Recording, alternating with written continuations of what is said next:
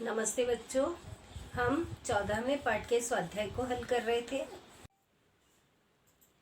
बच्चों, आज हम 5वां प्रश्न करेंगे 14वें पाठ का।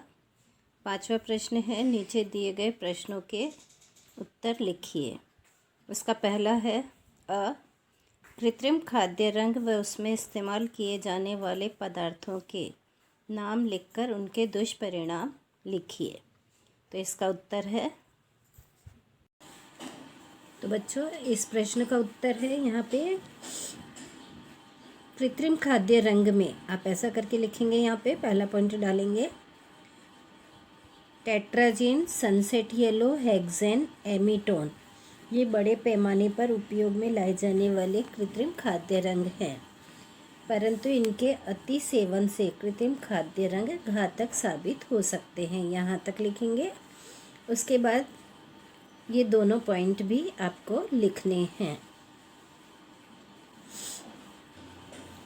फिर अगला प्रश्न है बच्चों, कैलासन के जल का क्या अर्थ है?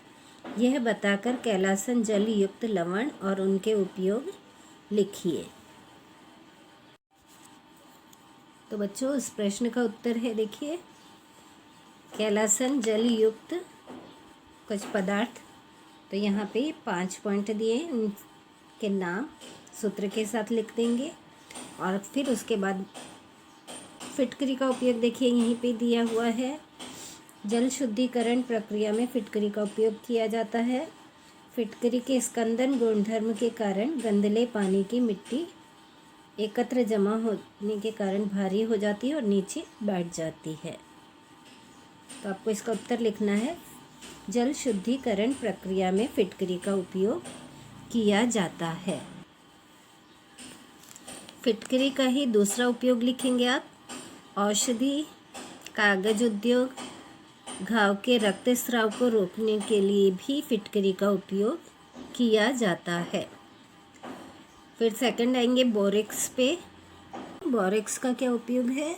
सौंदर्य प्रसाधन में, कपड़ों का दाग निकालने में तथा प्रयोगशाला में बोरेक्स का उपयोग किया जाता है। तीसरा आते हैं इप्सम सॉल्ट के बारे में। तो इसका उत्तर लिखेंगे, इसमें आप लिखेंगे इसका उपयोग खाद बनाने के लिए, औषधियों के में, बॉडी स्क्रब बनाने में इप्सम सॉल्ट का उपयोग किया जाता है। चौथा है बेरियम क्लोराइड। तो इसका उत्तर लिखेंगे NaCl के विलयन के शुद्धिकरण में,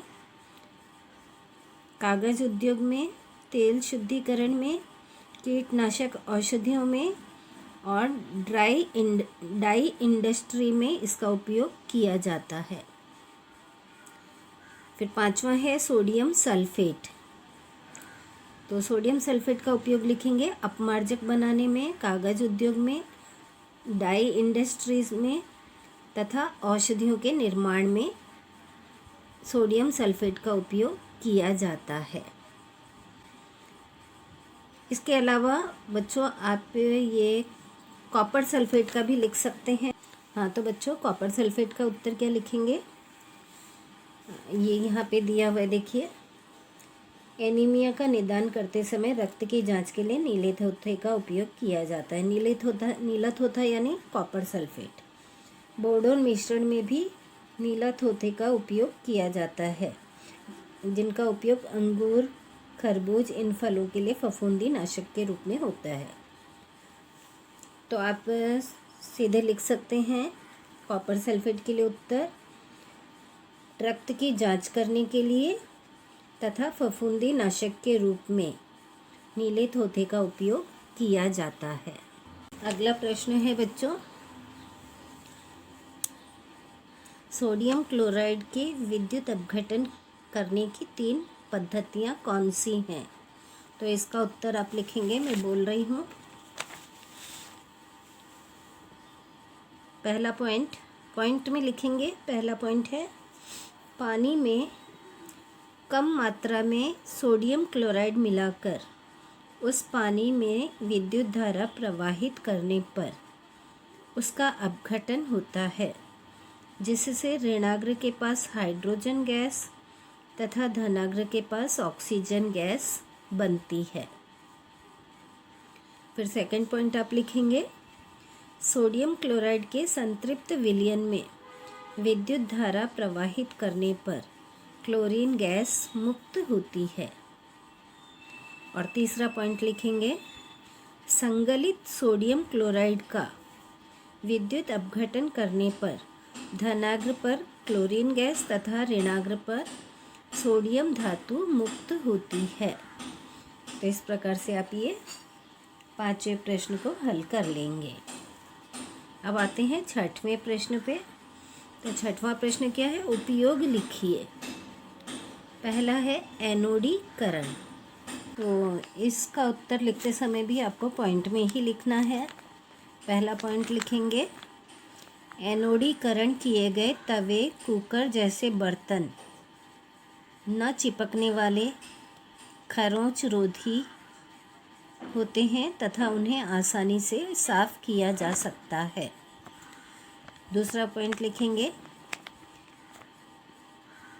एनोडीकरण किए गए बर्तन ऊष्मारोधी, विषहीन और अधिक टिकाऊ होते हैं।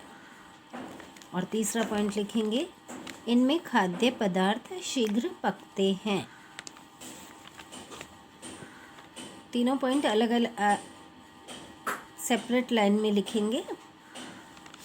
फिर अगला है पाउडर कोटिंग। पाउडर कोटिंग के क्या उपयोग हैं, तो इसका भी उत्तर लिखेंगे। बोल रही हूँ मैं। पहला पॉइंट, घरेलू उपकरण तथा खिड़कियों की पाउडर कोटिंग की जाती है।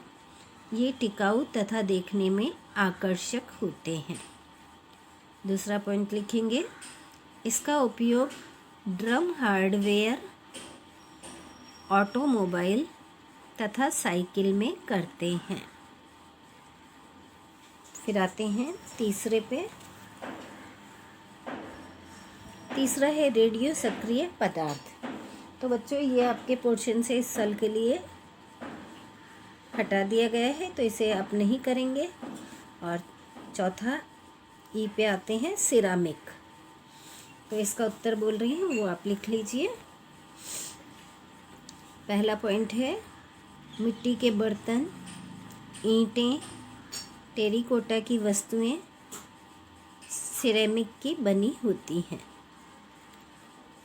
दूसरा point, plate, crockery, flower pots तथा घरों के छप्पर सिरेमिक के बने होते हैं। छप्पर यानी खपरेल।